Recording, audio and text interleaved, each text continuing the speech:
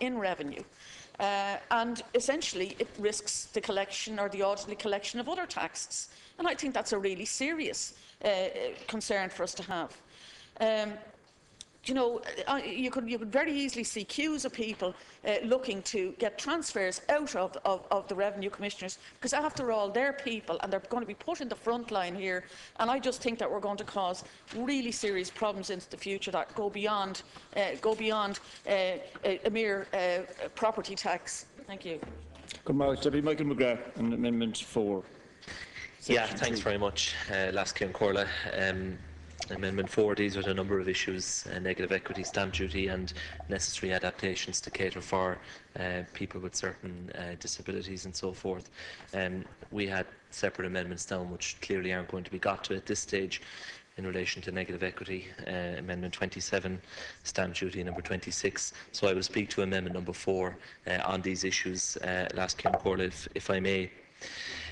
If I can deal with the issue of negative equity, first of all, I think a lot of speakers on the opposition side have spoken very well on that question, spoken very eloquently in my view. The reality, Minister, is that there is a whole generation of people out there that are broken. They're destroyed. Now you can blame the banks, you can blame the builders, Fianna Fáil, but it actually doesn't matter. They have a problem and they need to deal with it. And for them, it is an extremely serious problem. We all know people who are deep in negative equity, people we went to school with, college with, people we worked with. And if you look at what the problem means for them, people who cannot now afford to hold on to their home, people who have decided to move back in with their parents, or people who have had to move elsewhere to get work, people who own a house in Cork, couldn't get work there, managed to get work in Dublin. And what are the consequences for them? Well, the consequences for them are pretty severe, Minister. First of all, they will lose the mortgage interest relief that they enjoyed as an owner-occupier of the property. If they were fortunate enough to have a tracker rate, they will lose that because they are not now occupying the property. Depending on when they first bought the property, there is a potential stamp duty issue that arises because they have now vacated the property. On the rental income that they are now getting, they will pay universal social charge, they will now pay PRSI, they will pay income tax. And of course, if they are now renting themselves, as many of them are, they will pay the PRTB and they will have to pay the NPPR in respect of the house that they are renting out. So these are the kind of people that we are talking about who are in negative equity. Now you're a wily politician, Minister. You have a lot of experience, and in the last election you identified a market there and you targeted those who bought between 2004 and 2008 and you promised additional mortgage interest relief to them, and you delivered upon that in the Finance Act earlier this year.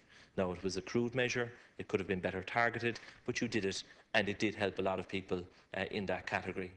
But you seem to be completely oblivious to the circumstances that these people find themselves in when it comes to this property tax. These are people who, as has been said, are going to be the next 20 years or 30 years getting back to the starting position. And you know, what annoys me is that when I look at this bill, you are proposing exemptions for people who buy right now, or people who buy over the next number of years. So people who buy at what may be the bottom of the market, or property prices may fall by another 50% over the next 2 years. Who knows? And if they do, then people who buy at those prices are going to get a break, and they will be exempt from this property tax up to 2016. But people who bought at the peak in 2006, in 2007, will get no relief whatsoever. Now that is fundamentally unfair. And if we proposed in Fianna Fáil what you are proposing, you would be saying we were bailing out builders, we're bailing out developers, and we're looking after our friends again. But that's what you're doing here, and you're ignoring the plight of the people who paid at the peak, many of whom now are in negative equity. And let's be honest about it, anybody who bought a house from the very late 1990s, the turn of the millennium onwards, are now probably in negative equity, and it is a major problem for them. In relation to the issue of stamp duty, Minister, the average amount of stamp duty paid on the purchase of a house was about €20,000. Now, I accept that the Thornhill report looked at this and they didn't recommend that you would take that into account. The Commission on Taxation did previously look at it, and they came to a different conclusion. They did recommend that you make some form of credit available for people who paid a lot of stamp duty. And if you think about the people who paid the stamp duty, they are probably going to be the people who paid for their house over the last number of years. They are probably in negative equity. They may have paid 20 or 30,000 euro in stamp duty. Now, as far as they are concerned, they have paid their property tax, and they have paid it for many years to come. You gave us your definition of fairness earlier on, and you said that everybody should pay something. And there is merit in that argument. But the problem with the way you have structured this tax is that it is not based on capacity to pay. You said that people should pay something based on what their capacity to pay is. But you could have two families, Minister, side by side. One family where they have two handsome incomes coming into the house and they're doing quite well. This property tax will be a bearable burden for them. It won't cause any dramatic change in their lifestyle. But next door, you could have a family who were on one income, but who now have suffered as a result of the economic crisis, and that income is gone, and they're faced with an unemployment situation. And they're in identical houses, which will be valued the exact same in relation to this tax. And their liability for this tax is going to be identical, despite the dramatically different circumstances that both of those households find themselves in. Now, that's not fair. And I don't agree with your definition of fairness if that's what you mean. And there would have been a way of taking capacity to pay into account in regard to this proposal that you are coming forward with. On the third issue of the adaptations that Deputy Doherty outlined, I have no difficulty whatsoever, Lasca Corla, with those amendments. Deputy Michael Healy-Rae. Thank you very much, Lasca Corla. Minister, we were doing okay, I thought, until you made your contribution yourself. A colourful contribution, no doubt. But you totally dismissed what was said from this side of the House, which is wrong. That's not a fair way to operate when people make sensible, grounded proposals, and when they have views and opinions that they're articulating on behalf of people that they're dealing with on a day-to-day basis. And I wish to support the amendments put forward by Deputy Doherty. And there was one thing that you left out, Minister, and I'd like to hear you speak about it when you will respond next, and not to ignore these people. I spoke about, as my colleague spoke about, young couples. How many times did you hear the word young couples, struggling young couples from this side of the House? You ignored it completely when you made your contribution. While others might have heckled you, I didn't, because I wanted to hear, would you mention young, struggling couples? Do you have a concept of what a young, struggling couple is? Because if you do, you ignored them in your last contribution, and you were wrong to do so. As Minister for Finance, you were wrong, because those people, they're looking up to you, Minister. They're looking at what you come out with on a day-to-day basis. They're hoping that you will help them. I appreciate endeavours that you have made in the past, but by burdening those young couples with a property tax at this time, that is not fair. It is not right. It is not proper. Actually, it worries me, because at this stage I'm wondering, are you less tuned in than Deputy Bannon with his contribution, to think that you chose to leave out these young couples? Because I am dealing with them, and if I am dealing with them, so are all of these people. And we are here to speak up for them tonight, and that is our job. And if I went back to Kerry, not after articulating my views on behalf of those people, I would be wrong. And you have to have them coming to your clinics if you were holding your own clinics, and if you were in charge of your own constituency, which maybe as Minister, maybe you're not, but considering your track record, I would believe that you are. So you should be hearing these horror stories from young couples. They simply cannot pay. I appreciate what Deputy McGrath said about capacity to pay. He is right. But there is such a thing as ability and capacity. And these people that we are speaking on behalf of have neither. They neither have the ability or the capacity to pay this. Because at the end of the day, they're going to be faced with a choice. It will be a case of, will we pay our mortgage, or will we pay the property tax to the government? And if we don't pay it, the revenue will come after us. Now, you made a mock and a skit out of the fact of what a revenue for. We are tax compliant. I'm tax compliant. I'm dealing with revenue for a very long time. And I know what revenue are like. But to think that these young couples, as well as all the other worries they have of raising young families and struggling in an ever-increasing spiral of debt, as what was rightly pointed out in a very good example by Deputy Joe Higgins earlier on, about a young couple who will face going into their 70s, paying a massive mortgage. That's not living at all, Minister. That's suffering. And what we were hoping, and when you became Minister for Finance, and when the new Taoiseach became Taoiseach, we were hoping that you would acknowledge those people. And I certainly thought that you'd mention them when you made your contribution earlier on. So with that, I would like to hear you speak about those group of people. And don't ignore them again, Minister. Thank you. Come on, Deputy McWallace. Amendment 4. I also support the amendment and many other amendments here that we're not going to get to. I don't accept, Minister, that it's such a good idea to introduce the property tax right now. I know property tax seems like a normal good idea in normal times, and I wouldn't disagree with that. But these are not normal times, and the conditions are just too poor by a mile at present. Aside from the mortgage problems that people are facing, the amount of negative equity, and the fact that really, as the point has been made several times, if the people were realistic about it, they don't actually own the properties at all. The banks own them, only they're going to pay the tax on them as well as their arrears if they want to stay in them. And the fact that the crazy amounts of stamp duty, I mean, you know, we say that everyone in Europe pays house tax, but they didn't pay stamp duty on primary residence. It's unheard of in Europe.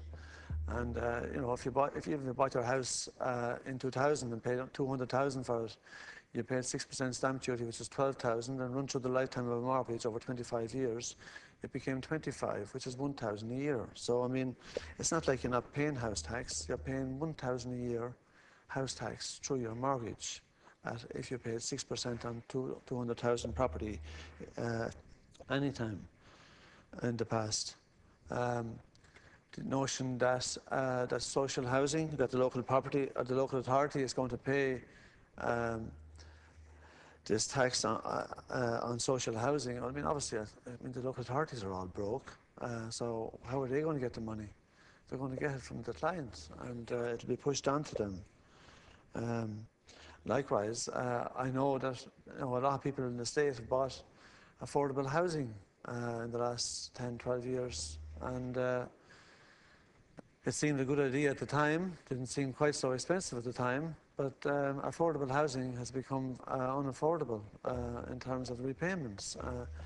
I know I sold properties to people that went through the council on the Part 5 scheme, and people paid in the region of 220 and 240 for two-bed apartments. That seemed an absolute bargain at the time, because the full price was a lot more. But now these were families that qualified for them, which meant that there weren't people that could ever afford the full price anyway. And but it just means that what they did pay has now become insurmountable, and they're actually being asked to pay a property tax as well. I'm sure some of the other members have mentioned the pyrite. Aside from the properties who actually have been identified as definitely having pyrite, I think the state does have an obligation to identify or to ascertain for certain, does a property definitely have pyrite? Is it definitely clean without it? Does it definitely not have it? And a lot of people are living in limbo, wondering, do I have pyrite, do I not? And I think the state has an obligation to test these houses give them a clean bill of health if the house doesn't have it. And if it does have it, obviously the problem has to be dealt with, because obviously this is not a problem of the making of the person who bought the property. I think the notion of deferral, where you make the point, Minister, that it's not a massive amount over a long period of time even, but I think a lot of people in Ireland living in their house, the notion that they would die and have this big debt of any sort, whatever it is, it mightn't be big to some, it might be big to others, but this debt over the house would be a huge issue for a lot of people in Ireland.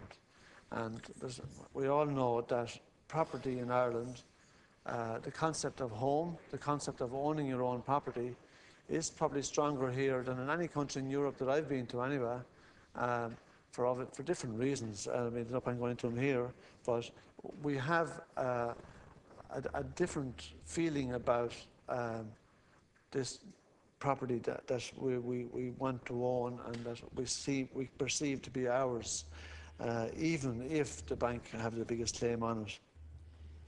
And lastly, just I don't want to be talking all night. I think I find it ridiculous that so much time can be taken up by people for each different amendment.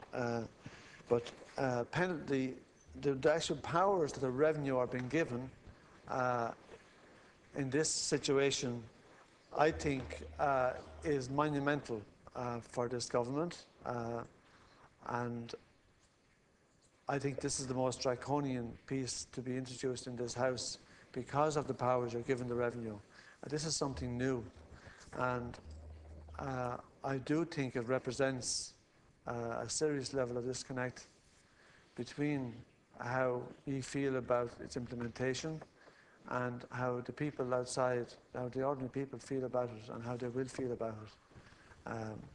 I've often mentioned the fact that the biggest shock that I've got from coming in here, I spent most of my life in the real world, and I do find this place a little bit of a bubble, and I do find a serious disconnect with the people in general and as to what's actually happening out there. And I think given the revenue, and I'm not giving out about the revenue, but given the revenue, the powers to do what they're going to do as they go about collecting this property tax is something completely new, something very, very harsh, and does represent a serious disconnect. Deputy Noel Grealish. Margaret Cancorla, I'll be brief.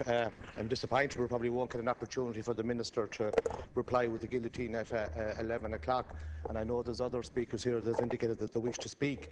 But I'd like to get a commitment from the Minister, and I'm delighted to see the Government Chief Whip in, where the Minister said earlier on that a lot of these amendments could be discussed during the finance bill, that there won't be a guillotine on the finance bill, that we can discuss a lot of the issues and the proposals have been put forward this evening by the opposition. I know there's only one speaker from Fine Gael. Nobody contributed from our colleagues in the Labour Party. But, Minister, just one or two points, and maybe if you get the opportunity, maybe you can't.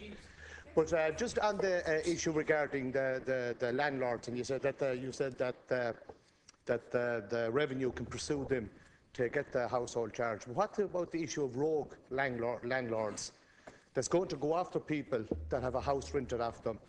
What's to stop them from saying that they value the property at €200,000, try and get that the property tax off them, and maybe only register for €100,000?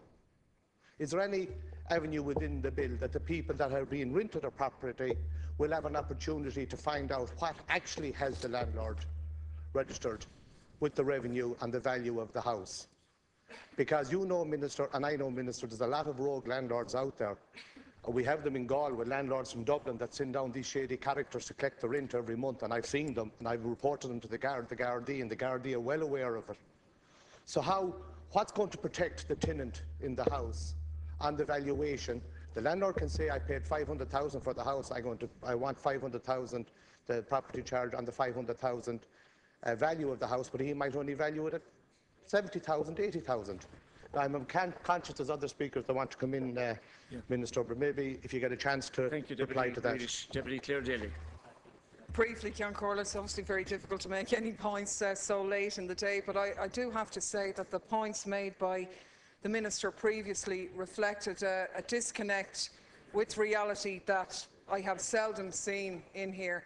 The idea that people's homes, which is in many instances the biggest source of pressure in their lives and financial pressure when they're struggling to meet mortgage payments, where they're shackled to a property which, even if they could get somebody willing to buy it, it wouldn't discharge the liability that they had on it, or in instances where they spend their whole life paying for that property. And the idea that you would package that and call that an asset to be milked for further taxation, now that's a ridiculous concept. The fact that you would have the neck to accuse this side of the House of being out of touch, to me, just doesn't make any sense whatsoever. The disconnect is completely on your side. Now, you've said, Minister, that you will look at some of the issues in the Finance Act. It's not good enough. It's a total cop-out in terms of issues like pyrite. You had the findings of the pyrite panel over 6 months ago, which recommended that houses with pyrite should be exempted from the property charge.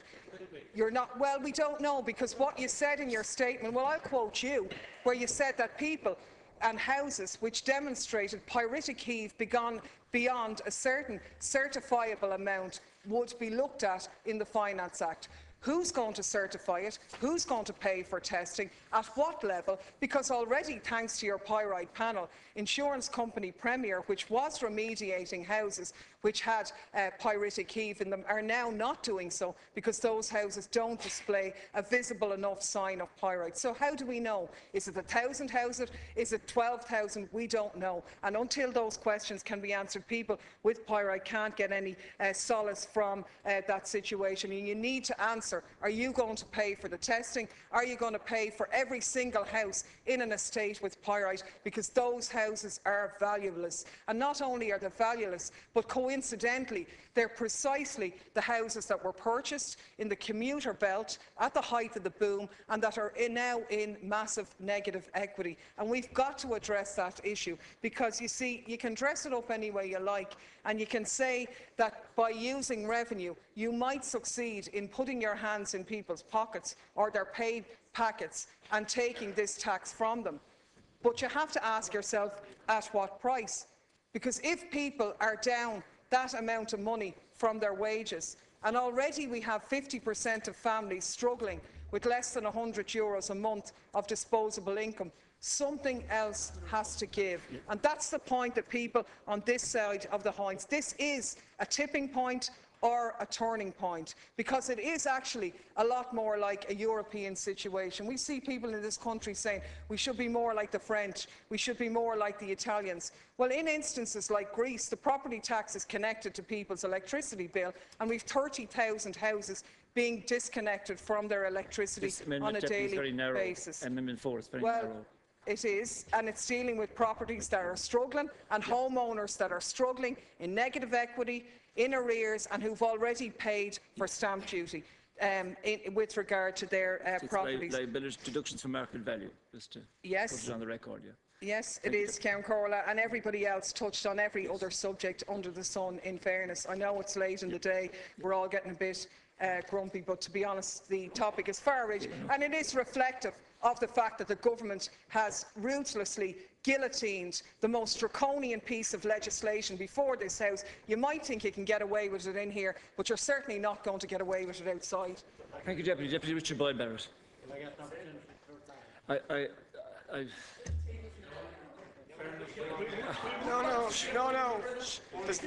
No, Count Corla.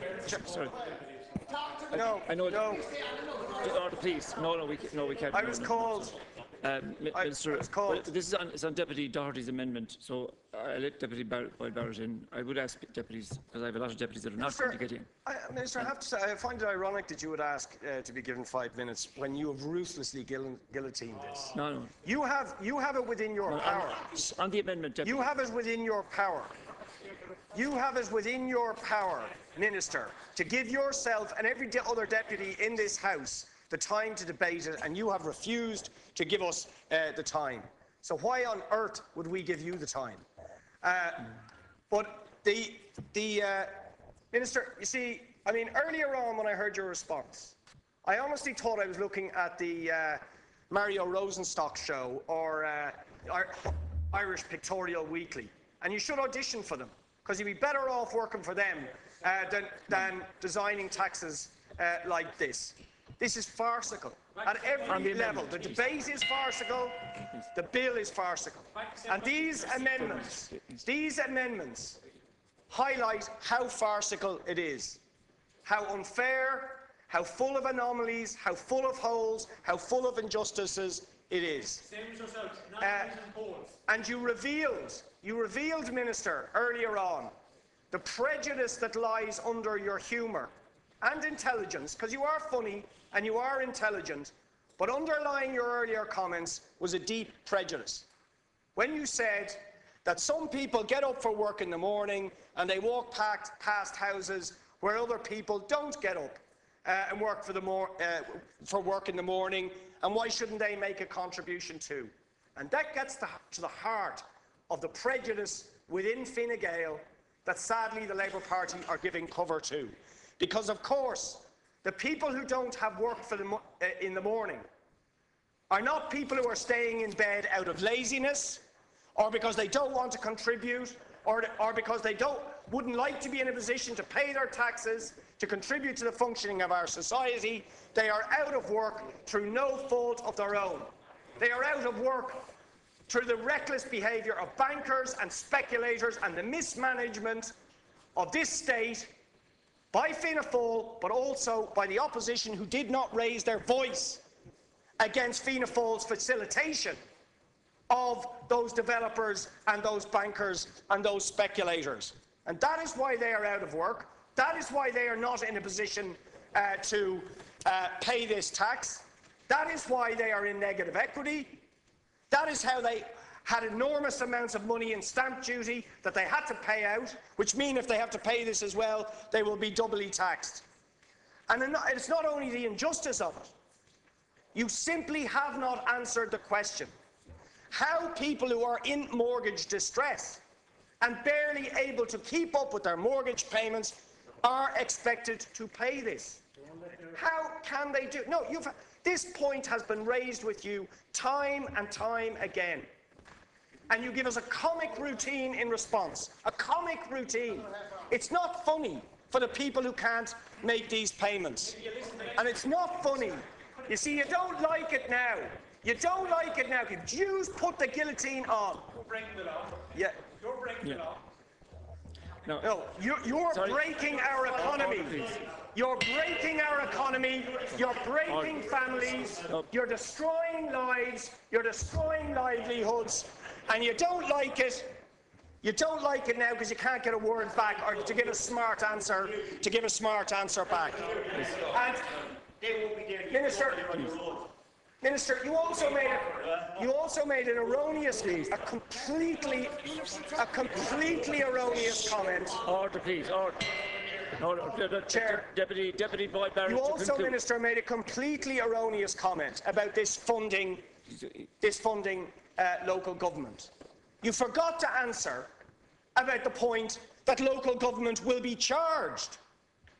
So whatever money they might get, and there is nothing in their budgets for this year from this property tax, so it's not there now, but they are going to be liable to pay for every council house that is in the ownership of the local authority.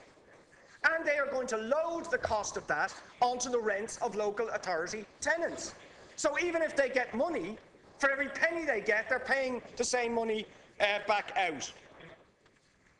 So what are you talking about? What are you talking about? And the last point, Minister, is you said it was a tax. This is the alternative to what you call the tax on work. But if it's coming out of, you're going to take it out of their pay packets through the revenue commissioners, or if you're going to take it out of their social welfare payments, is that not a cut on their income? Is that not an income tax? Of course it is. You must think people are fools that they can't figure that one out. But they're not fools, Minister. And your history is wrong too. And I'll just finish on this. You see, when you made the reference to Lenin not supporting property owners, you're so wrong.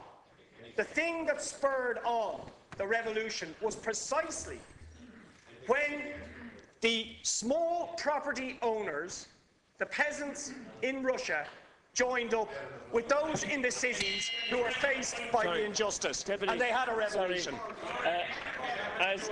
Order, please. Order, please, no.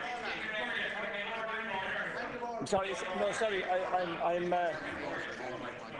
I am required to put the following question. Deputy, it's 11. No, please. No. Please. No. Can I ask that the government allows for extra time? This is the order. There was an order this morning. It's now 11 o'clock. I'm required to put the following question in accordance with the order of the law today. In respect of each of the sections undisposed of, the section is hereby agreed to in committee, the schedule and the title are hereby agreed to in committee. The bill is accordingly reported to the House without amendment, and fourth stage is hereby completed, and the bill is hereby passed. Nadine, you're here because Charlotte is tall. The Tactina, Gunyavich Neil, Sheen Gulkesh Richard.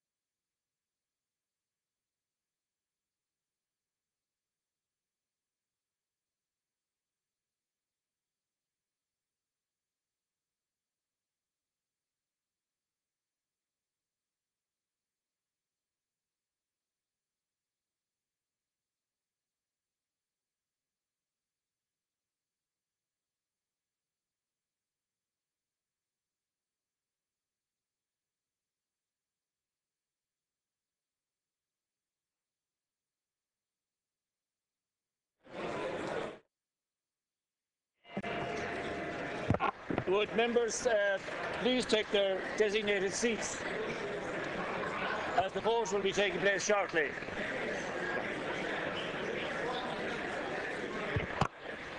And if we could have some hush, please.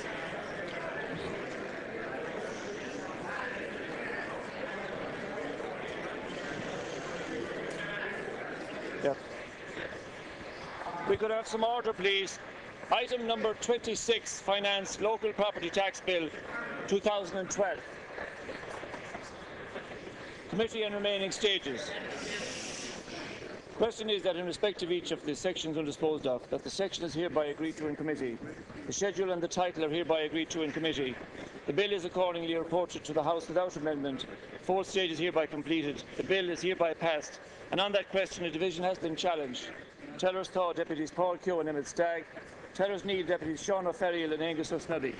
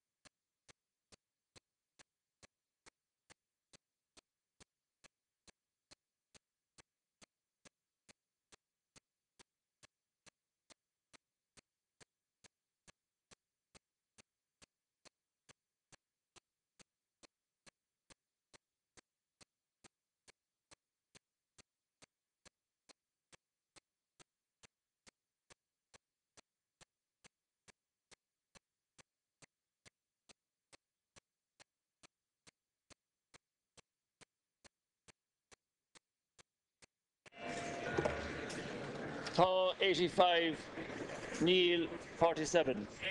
Bill is passed. In the last vote, I think it's appropriate, given this is a new tax that's been imposed and a huge penalty on many households in the country. I think it's appropriate that people be given a few more moments to reflect on the vote that they're casting, and I call for a vote by means other than electronic.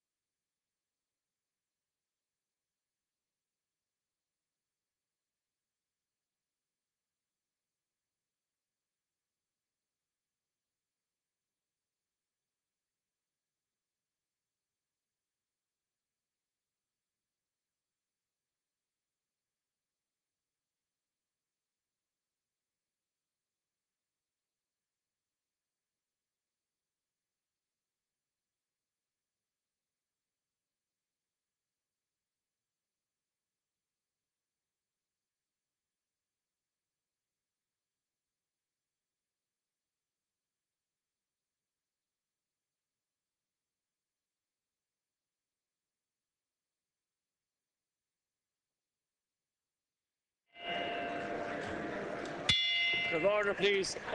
Item number 26, Finance Local Property Tax Bill 2012. Committee and remaining stages. The question is that in respect of each of the sections undisposed of, that the section is hereby agreed to in committee. The schedule and the title are hereby agreed to in committee. The bill is accordingly reported to the House without amendment. 4 stages hereby completed. The bill is hereby passed. On that question, a division has been challenged. Tellers Thaw Deputies Paul Keoghan, Emil Stagg. Tellers Neil Deputy Shauna Ferriel, Angus O'Snothy.